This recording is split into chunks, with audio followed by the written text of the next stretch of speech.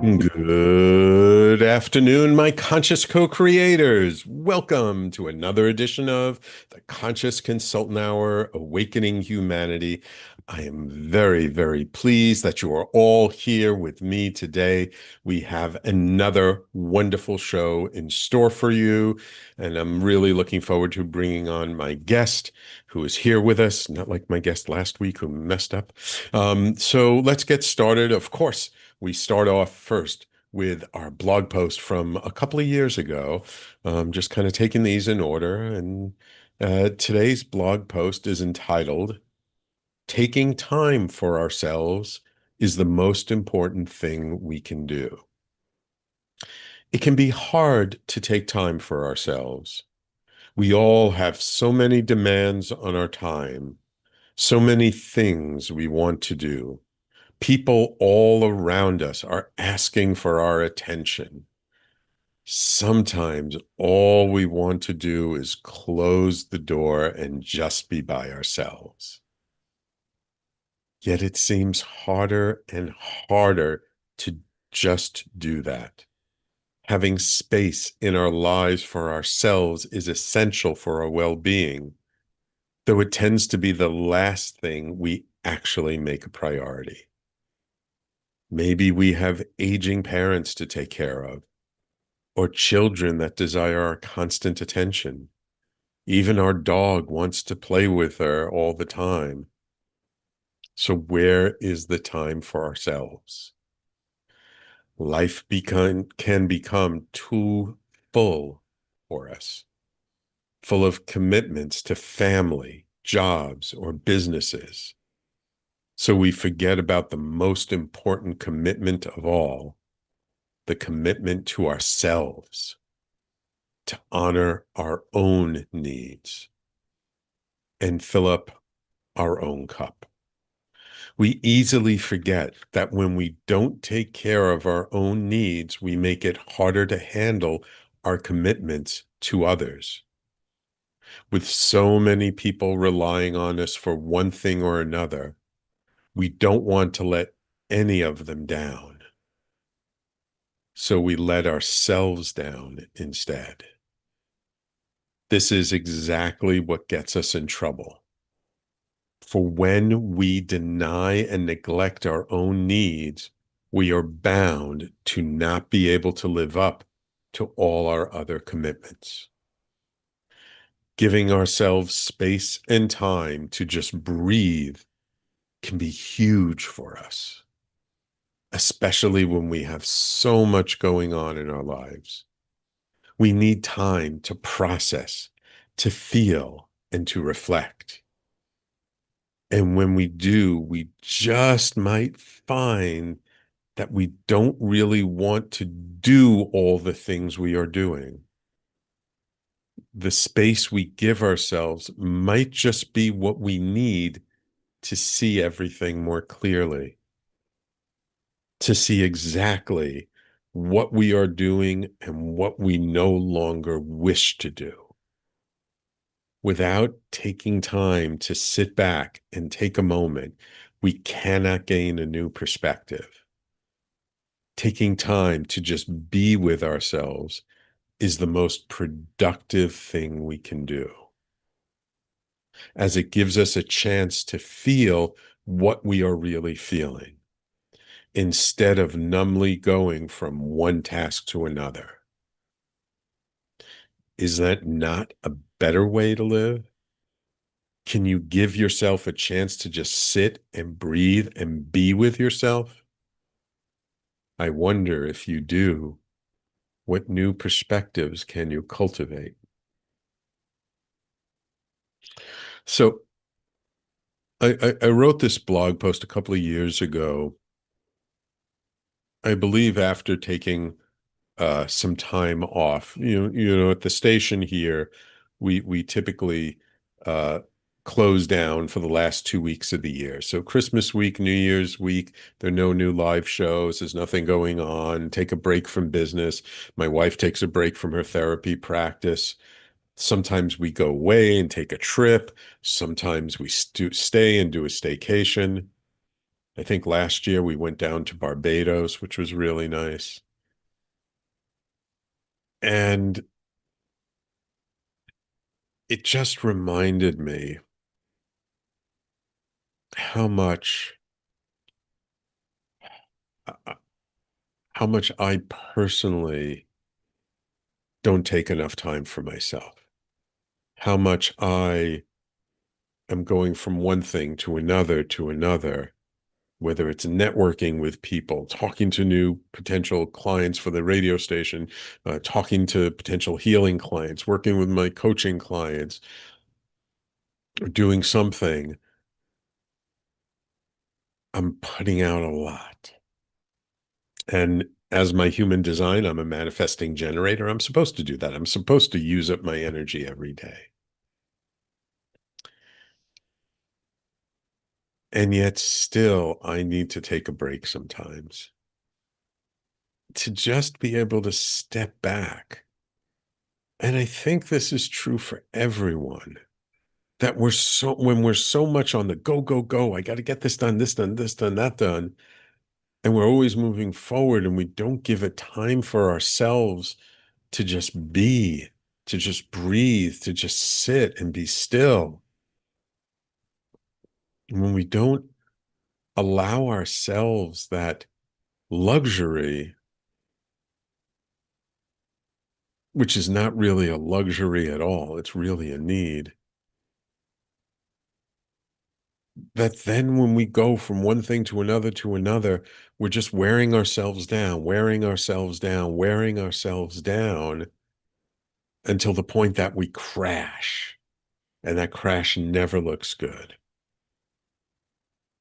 And so rather than just constantly pushing, pushing, pushing, pushing, I got to get this done, got to get that done. If we can just take little tiny breaks in this moment, I can just take a moment. Before I go into this next meeting, I can take 2 minutes and breathe, stare out the window, close my eyes. Before I go and have to deal with family and friends and clients, whatever. Everyone's life is a little different, but I think we're all feeling how life is so much more chaotic and hectic and busy than it used to be. So in this time when things are accelerated, it's even more important to sit back and just take a breath. And the thing that's amazing, when we haven't been doing it, and then suddenly we do, how much we can see that we hadn't been seeing, how much space opens up inside of us to maybe handle the next thing and deal with the next challenge and deal with the next thing that's coming through our phone or our computer. I'm not saying it's easy. I'm not saying that there are not situations that can be extremely challenging to take time for ourselves, especially when we're caring for others. Whether you have a special needs child, an aging parent or grandparent, or just anyone who relies on you as a caretaker, I get it. It's hard. But if we're going to show up and be our best for the people that we take care of, we have to take care of ourselves first. It just doesn't work any other way. It doesn't. Yet if we take care of ourselves, then when we show up for others, we really show up for them. We show up as our best selves. So I guess my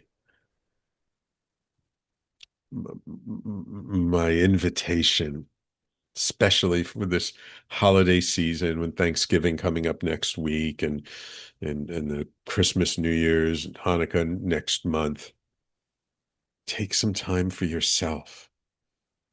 Take some time to just sit and be without doing anything and just notice how it feels. Do you find there's a lot more anxiety there than you thought there was? Do you find that it helps you to find your center and be more peaceful? Do feelings start to come up that you've been ignoring and not dealing with? All of that is an indication, and it's information for what to do next. So that's my blog post for this week. Um, the title again is Taking Time for Ourselves is the most important thing we can do. And of course, you can always find my blog on my personal website, theconsciousconsultant.com, and on the radio station's website at talkradio.nyc/blog. And of course, if you like my blog posts, you can get more of my writings at my book, Everyday Awakening, which is available at all major booksellers. And now it is my extreme pleasure to welcome to the show Will Burkhart, a Naval Academy graduate, former Marine Corps intelligence officer, explorer, and founder of Badass Consulting and Badass Adventures. From combat zones in the Middle East and Africa to wilderness expeditions and psychedelic ceremonies, Will has devoted his life to exploring the edges of human potential. Now, as a coactive certified professional coach, he helps others access their own inner power, courage, and freedom through adventure, awareness, and expanded consciousness. His the he Will discusses in his work the difference between expanded consciousness and altered consciousness and what it means to live a psychedelic catalyzed life, one in which awe, presence, and curiosity are part of everyday existence. Through his retreats and coaching, Will invites people to move beyond peak experiences into an ongoing state of flow, creativity, and connection. Welcome to the Conscious Consultant Hour, Will. Thanks, Sam. It's great to connect with you today. Yeah, it's Appreciate great. you having me on. Appreciate it. Appreciate you taking the time to come on.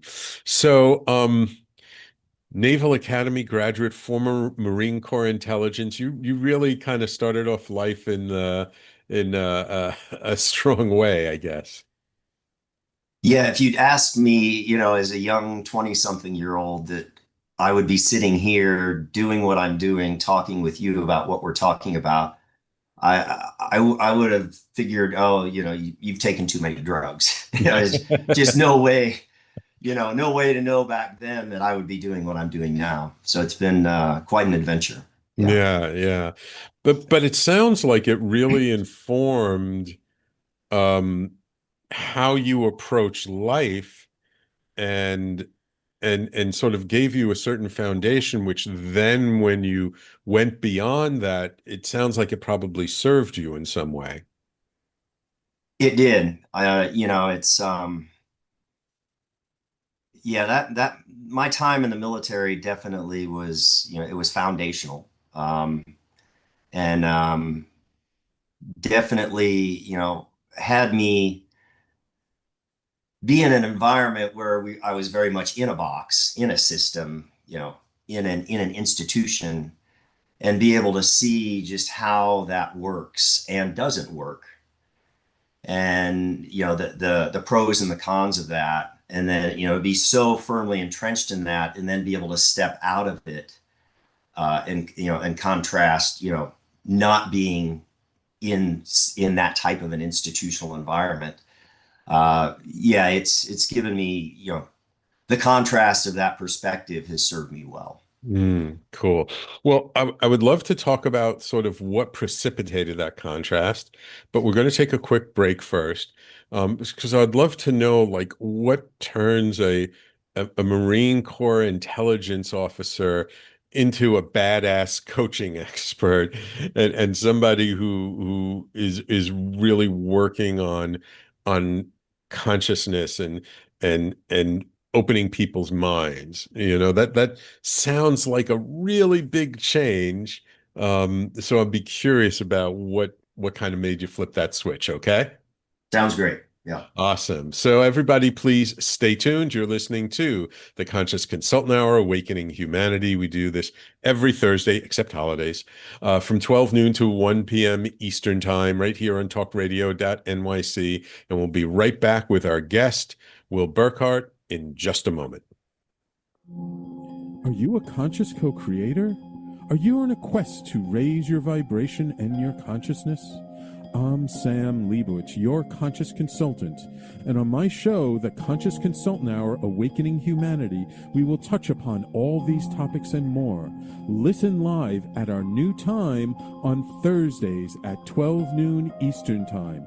That's The Conscious Consultant Hour, Awakening Humanity, Thursdays, 12 noon on talkradio.nyc.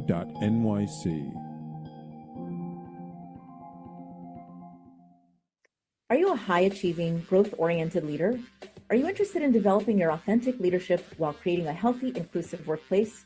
Hi, I'm Dr. Mira Brancu, host of The Hard Skills on talkradio.nyc at 5 p.m. Eastern on Tuesdays, where we discuss how leaders develop the hard skills needed to make a greater impact. We interview experts, have live coaching, and tackle these challenges. Listen to The Hard Skills on Tuesday at 5 p.m. Eastern on talkradio.nyc. You're listening to Talk Radio NYC. Uplift, educate, empower.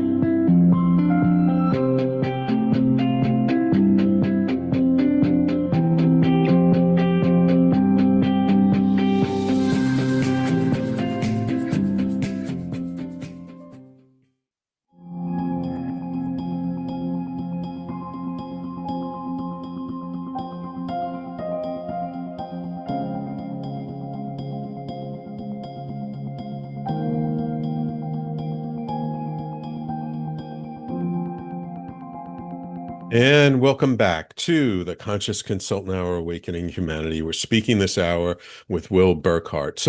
So Will, tell me, how does one go from like serving the military in combat zones around the globe into a badass coach? Well, it wasn't just a switch, Sam. It Yeah. wasn't like a switch just went off. It was definitely a lifelong process. And for me, that exploring the human potential and being at the edge of, okay, what are we capable of? That's been the driver in my story in hindsight. Yeah, and there were a few key, things that I did along the way that I realize now were building blocks. I was involved with the sport of adventure racing for a number of years, where it's co-ed teams of athletes going for 7 to 14 days through the wilderness, hiking, mountain biking, whitewater rafting, canoeing, rappelling, riding horses and camels in Morocco, um, Wow. just craziness. Really, pushing the limits of our physical endurance. And from there, I softened into just more of the other alternative ways of expanding consciousness in some ways, through a lot of Asian practices, Tai Chi and energetic work. I was introduced to human design back in 2004 and the Oh, Gene Keys. yeah.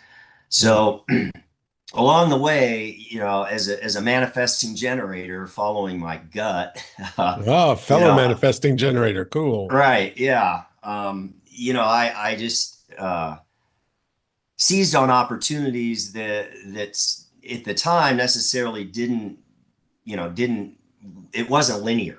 Yeah, and but I was moved to follow and pursue a number of different things, and and then opening my own adventure guiding company and putting trips together around the Southwest and Nepal and Africa, South America, um, opening that to guests, to clients. But it was really about a decade ago that the psychedelic piece dropped into my field of consciousness. I grew up in the 70s and 80s where Mm-hmm. the conversation around psychedelics was a lot different. Yes. It was a genie that escaped the bottle, so to speak, and we probably, as a society, at least here in the United States, we weren't quite ready for that genie to come out. So the government, probably rightfully so, tried to stuff it back in the bottle. Let's and now it's obviously come back out. So yeah, about a decade ago, I was introduced to the psychedelic world, and really went deeply down that. Have gone deeply down that rabbit hole, and it was interesting because one of the big influences that had me explore psychedelics was a net TED talk that a guy by the name of Graham Hancock did back, gosh, almost 15 years ago. And Graham Hancock's a prolific author, and his whole, the premise of that TED talk was that we are in a battle for our consciousness. And he really dives into, from his perspective, the consciousness expansion ability of psychedelics, and how the government and the institutions are basically battling us for our consciousness.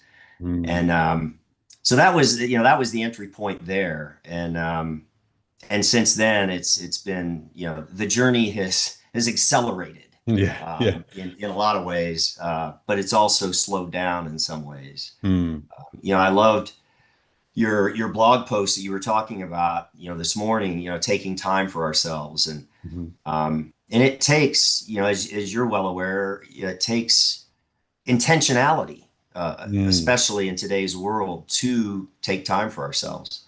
And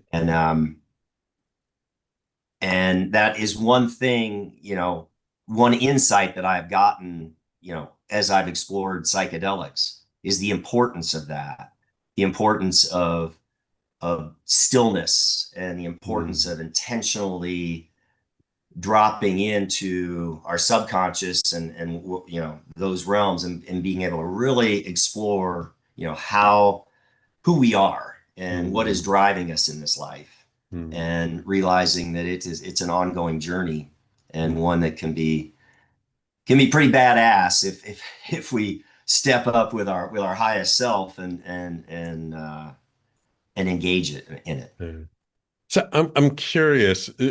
You've been through many parts of the globe, various cultures. I'm sure you were exposed to when you were doing a lot of the adventure tours and stuff.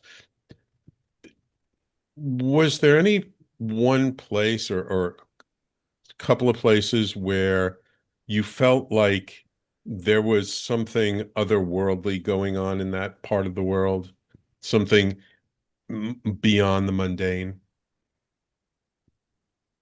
I'm glad you asked that question, Sam, because I just recently, like a couple of weeks ago, returned from leading an Everest base camp pilgrimage through the Himalaya in Nepal. And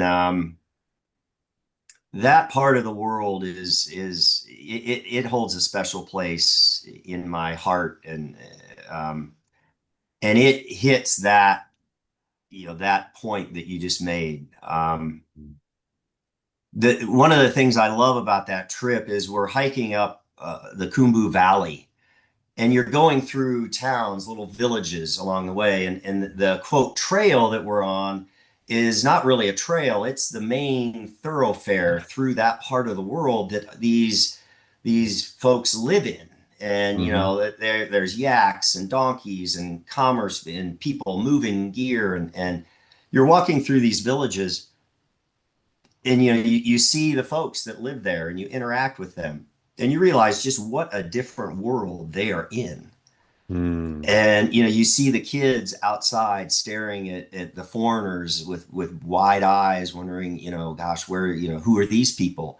And we look at them and we're like, wow, in the lottery of life, you dropped onto this planet in this place, and it's a magical place. You know, the scale of the Himalayan mountains is just so beyond our, you know, the ability to even imagine. You know, hiking through a valley that's 12, 13, 14, 15,000 feet, looking up at mountains that are 20, 25,000 plus feet high, you realize, okay, we're pretty small. Yeah. We're Little pretty ants. Yeah. insignificant. Yeah. And you know, that landscape and that setting it's boss. It is the boss. Mm. And it, you know, and on the one hand, it is a very humbling experience. And you realize, yeah, just how, you know, powerless we are. And then on the other hand, you realize, you know, you're empowered by the magnificence of it. You know, it just feeds you, and you know, the energy is it fills you with something that is indescribable. But you meet with that with, you know, you're wise to meet with that with a great deal of humility. Because when Mother Nature decides a cyclone's going to roll through and dump several feet of snow and multiple inches of rain over a 5-day period, yeah, that you're not in control here. Yeah. And you know, that one of the other things that's fascinating is, you know, we look at the folks who live in these villages and the simplicity with which they live their lives, the lack of distractions, Yeah. and they're happy, they're Yes. healthy. Yeah.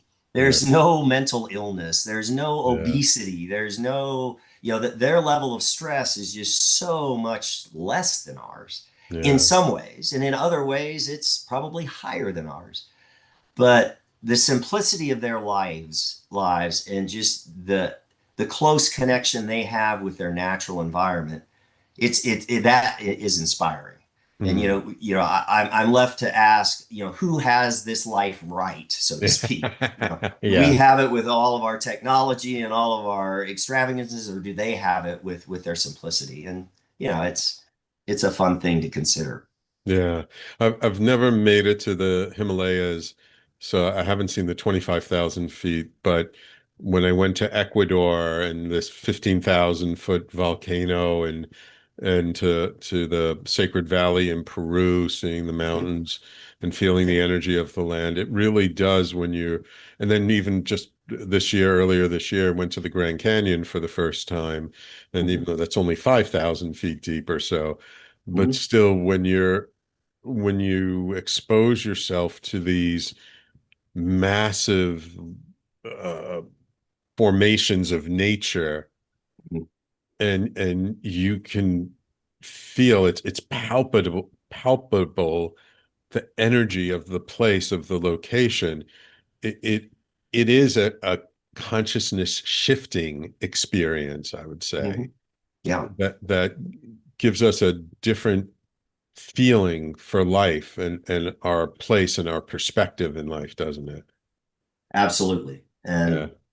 And that's why I love to be able to take people to those places and, you know, give them, you know, that experience, or, you know, in a good way. And yeah, it's a wonderful thing to be able to share. Yeah. Yeah. So we've mentioned and you've mentioned about sort of the psychedelic experience, and I'd love to get into, like, what was your first experience? How did you come to it, especially with your background?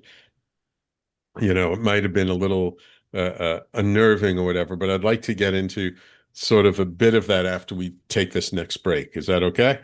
Sounds great, Sam. Absolutely. Wonderful. So everyone, please stay tuned. You're listening to the Conscious Consultant Hour, Awakening Humanity. We're speaking this hour with Will Burkhart, founder of Badass Coaching and Badass Adventures, and we'll be right back for a badass story. Misalignment within your sales team or with the client stalls deals and creates unnecessary friction for you and the client, resulting in up to 37% lower win rate. If you're in pre-sales, sales, sales management, or sales enablement, and you'd like to increase revenues, win rate, margins, client satisfaction, and stay competitive, this show is for you. Hi, I'm Art Fromm, host of the Making Seamless Sales Show. Please join me live Thursdays at 7 p.m. Eastern on talkradio.nyc. Have you ever wondered what truly lies beneath the calm? I'm Jacinta Yang. Join me every Wednesday at 1 p.m. Eastern Time on Talk Radio NYC as we explore healing, self-discovery, and the space where science meets spirits to help you find peace in a busy world. Take a deep breath and tune in to Beneath the Calm, where every conversations guide you back to the calm within. You're listening to Talk Radio NYC at www.talkradio.nyc. Now broadcasting 24 hours a day.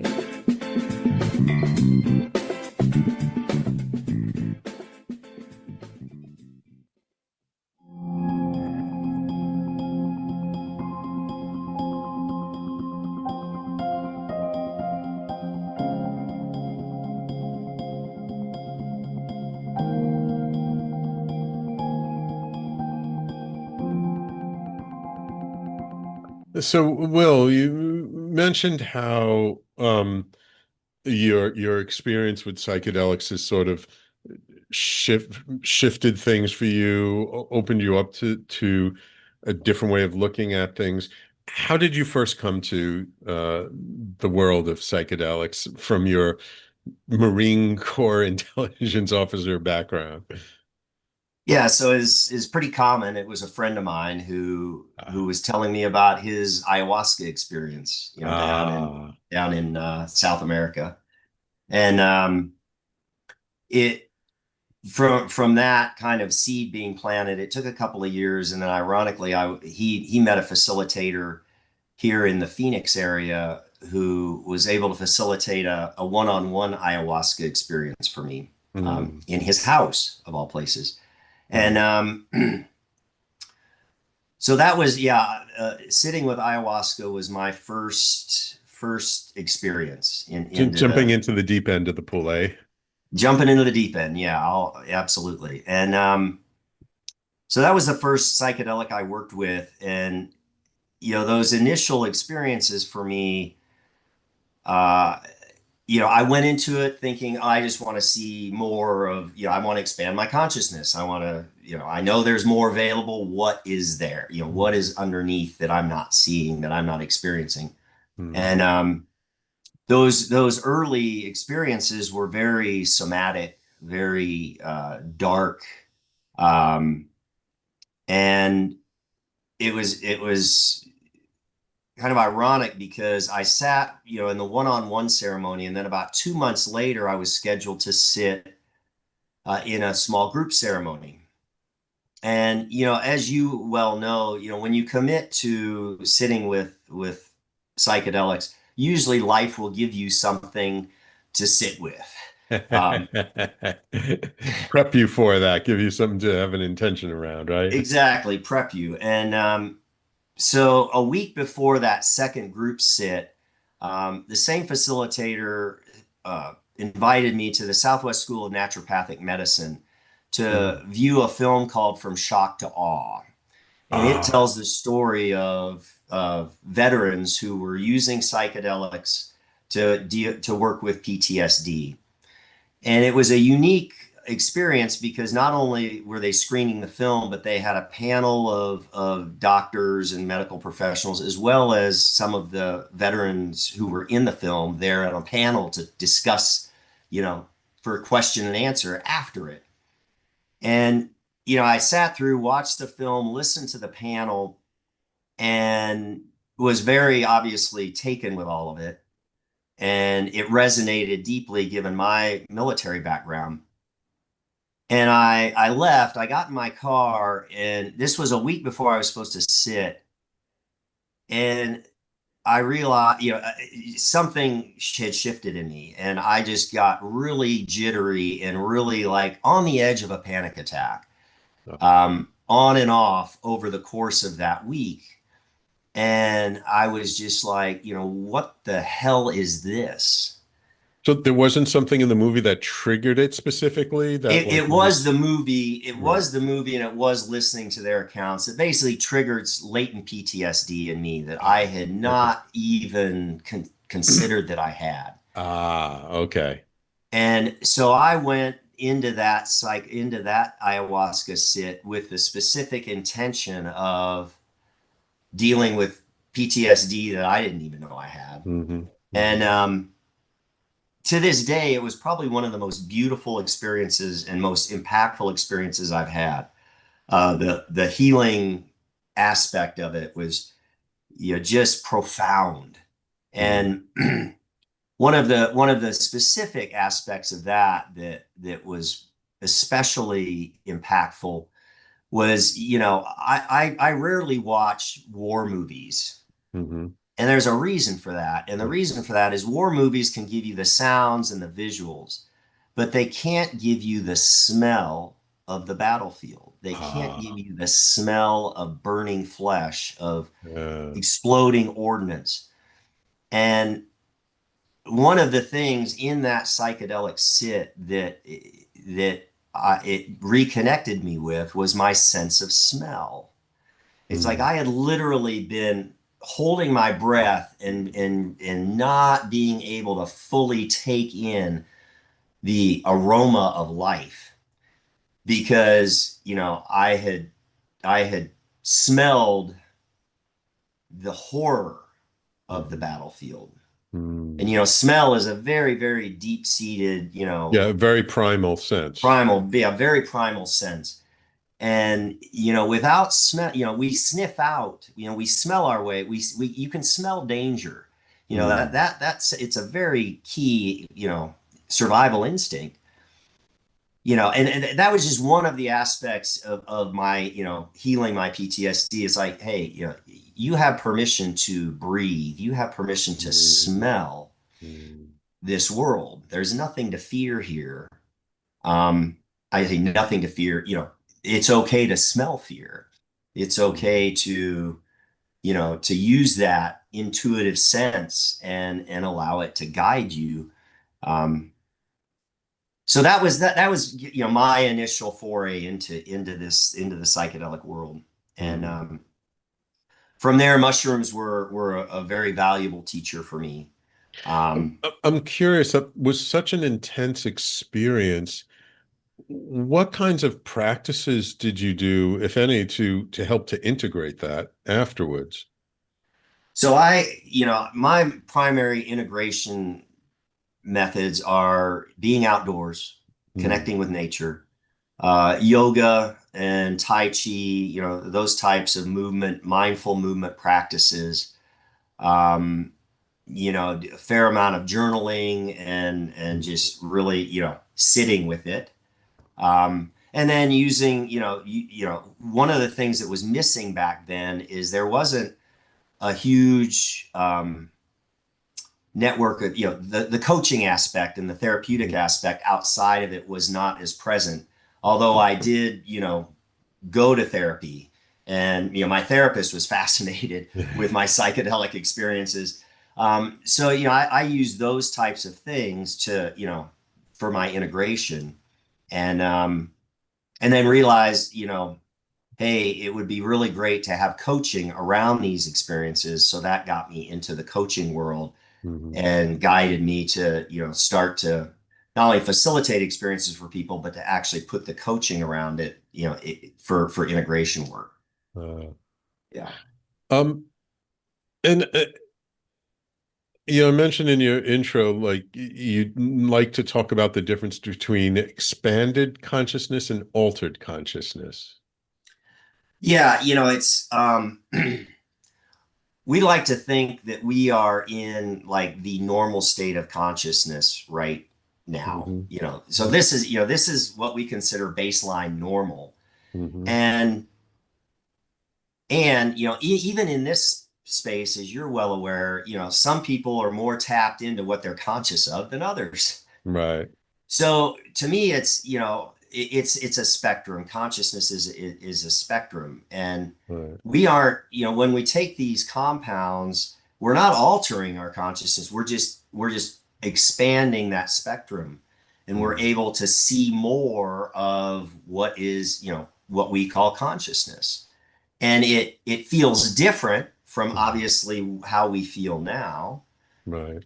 But, is it really altered? Yeah, it could be semantics, but I like to look at it, no, we're expanding. Mm-hmm. And, ultimately how, what tools can we use, what support to basically maintain as expanded a consciousness as we can have access to. Right.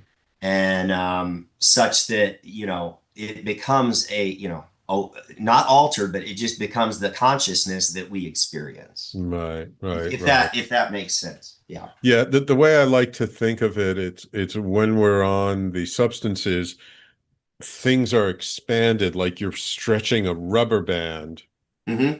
And then afterwards, when you sort of come back, that rubber band comes back a little bit, but it never quite comes back as far as it was Mm-hmm. before the experience. Yeah. So Yeah. each time you're stretching a little bit more, coming back, stretching a little bit more, Yeah. coming back, stretching a little bit more, coming back. Um, That's but a as great you're analogy. Yeah. but as you're well aware, it's not a linear thing. There's lots of ups and downs and real life in between. There Um, is. in what ways would you say have those experiences altered your coaching practice and altered the way you work with people? Because you were already working with people before that, right? Yeah, I was. And, I call it, psychedelic catalyzed coaching and Hmm. psychedelic catalyzed living. So for me, there's the straight up traditional coaching. And then, it's like for clients who are open to it and they want to catalyze that coaching process, accelerate it Hmm. oftentimes. Let's figure out what psychedelics they're comfortable with, at what Hmm. doses they're comfortable. Take, some of these issues that we're coaching around and bring those as intentions into that psychedelic setting. Hmm. And, I've found that the psychedelics can catalyze and really speed the coaching process up. Hmm. Um, and you know, yeah. So the two pair well together. Um, and for that, I'm using lower dose psychedelics. Uh, We're not talking necessarily, unless people are looking for a real deep dive. We're looking to find the sweet spot in our dosing to where they're able to stay connected with the intentions that they bring hmm. and navigate that psychedelic experience such that the insights are flowing, and they're able to make sense of it even Right. in the experience, right? Right. And then they come out and it's like, okay, they've got a different perspective, they've got an expanded, view of it. They Hmm. realize maybe their relationship with it has shifted or can shift. Hmm. And then it just, they're off and running at that point. Hmm. um, so that's how I have integrated the two into my, with my coaching practice. Gotcha. Gotcha. Yeah. Just one more question before we go to our last break. Um, have you found that there's been any resistance to sort of adding that into the coaching practice, or do you find that people, because of the conversation and the general consciousness, that people are a little more open to it than they were necessarily in the past? People are definitely open to it. Hmm. I don't sell it, right? Hmm. You can't, psychedelics aren't for everyone. Right. And, so for me, it's like, yeah, people are open, and as long as they're open, then the psychedelics will be, in my experience, will have a positive impact on the coaching process and on their, the work that they're doing. Um, Hmm. so yeah, that openness, which is I found to be quite present, is the key component. Hmm. Yeah, Hmm. the Yeah. willingness to step into that type of an experience. Yeah, because really, like, If somebody is anxious or nervous about it or resistant to it, it can be a very challenging experience. Mhm. But if they're properly prepared, if they're educated, if they're coming with intention and awareness and mindfulness, that then they can have a very different experience, right? Absolutely. Wonderful. Um, so we're going to take our last break. When we come back, let's just talk about sort of the different ways in which you work with people and like what's appropriate for what kind of a client or somebody coming with a certain challenge, like how you would guide them around this. Okay? Sounds great. Yeah. Awesome. So everyone, please stay tuned. You're listening to the Conscious Consultant Hour, Awakening Humanity, and we'll be right back with our guest, Will Burkhart, founder of Coaching, in just a moment.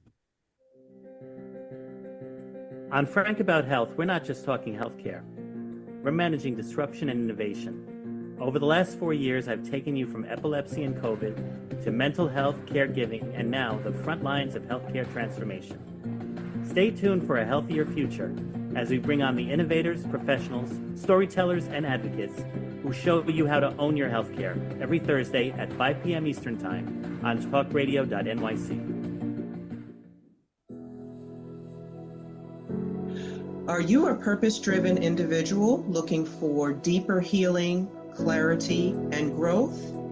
Welcome to the Expansion Room, a transformative space for purpose-driven individuals. I'm Siobhan Larice, host, licensed therapist, and coach. Join me every Wednesday at 5 p.m. Eastern Time on talkradio.nyc. You're listening to Talk Radio NYC at www.talkradio.nyc. Now broadcasting 24 hours a day.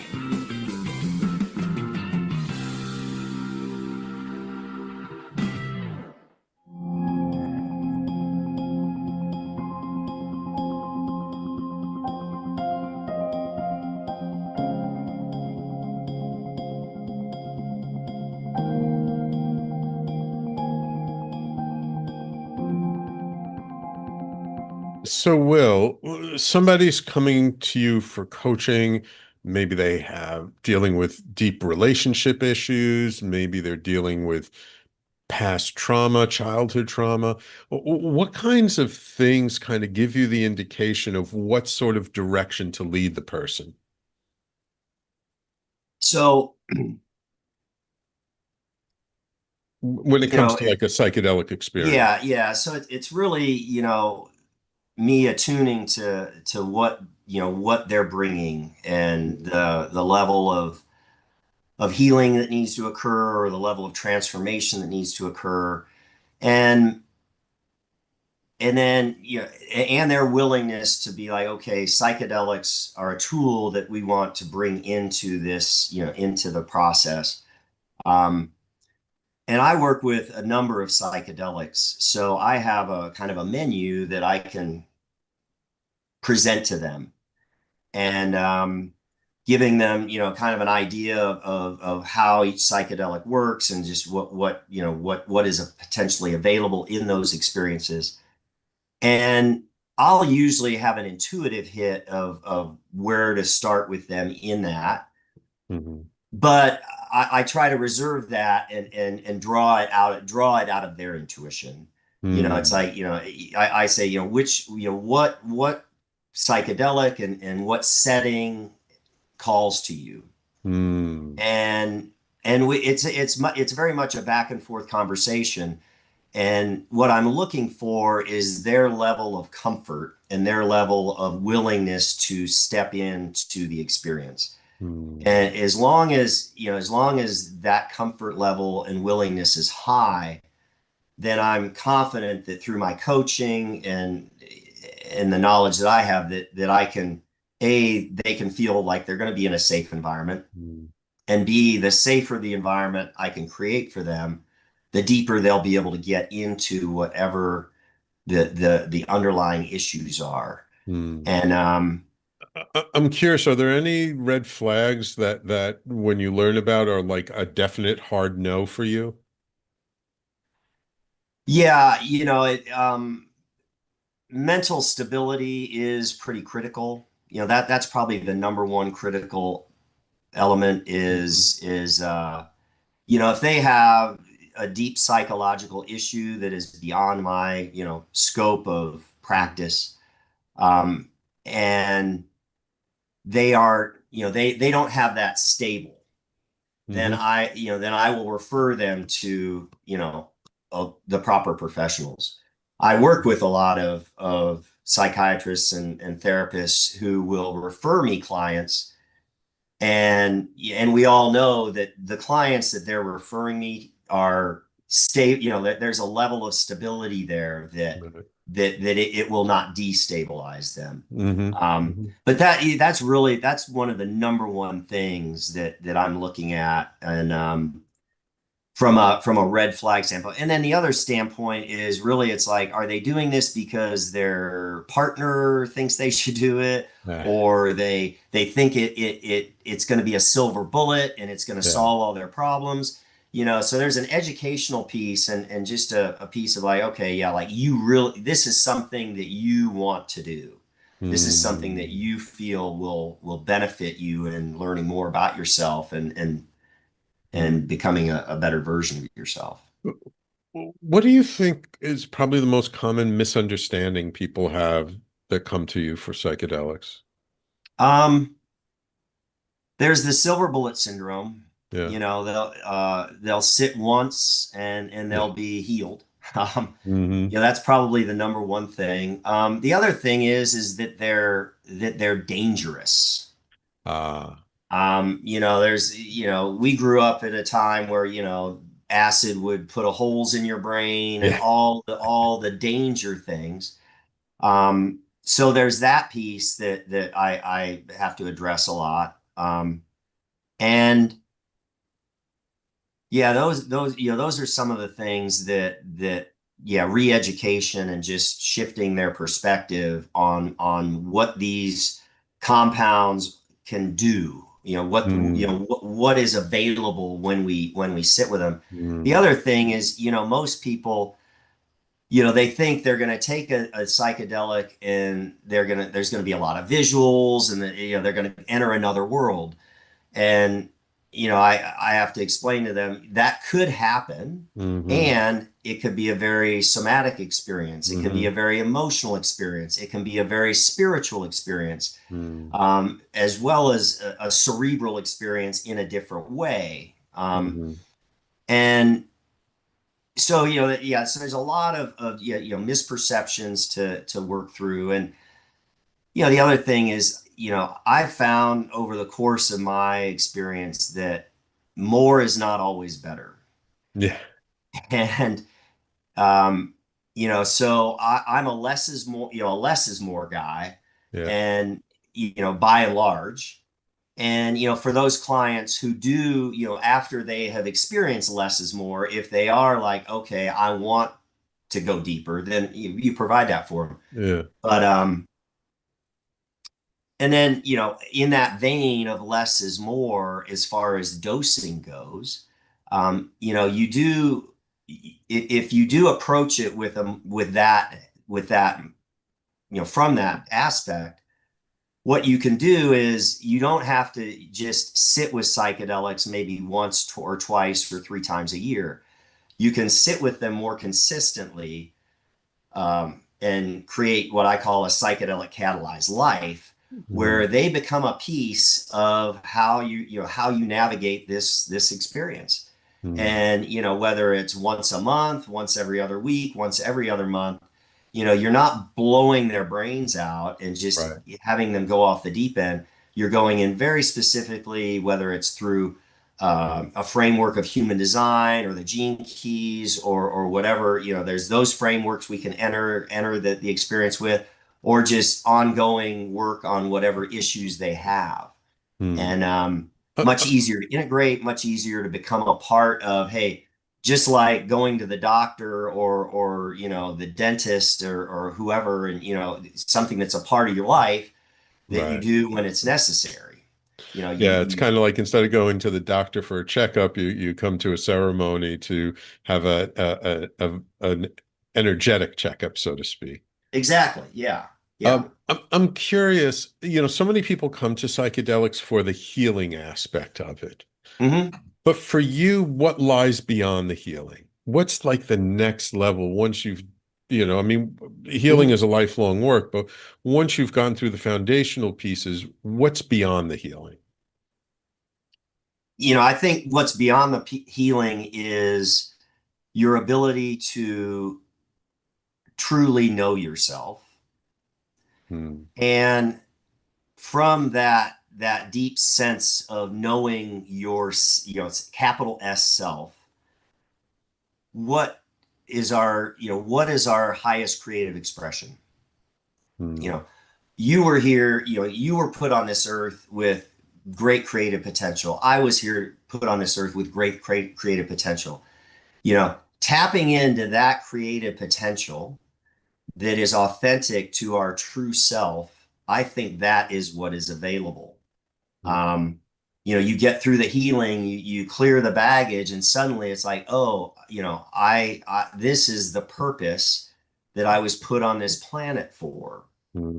And if you can imagine a world where people are creating from that place, then it's, to me, that sounds like a whole heck of a lot better world to live in.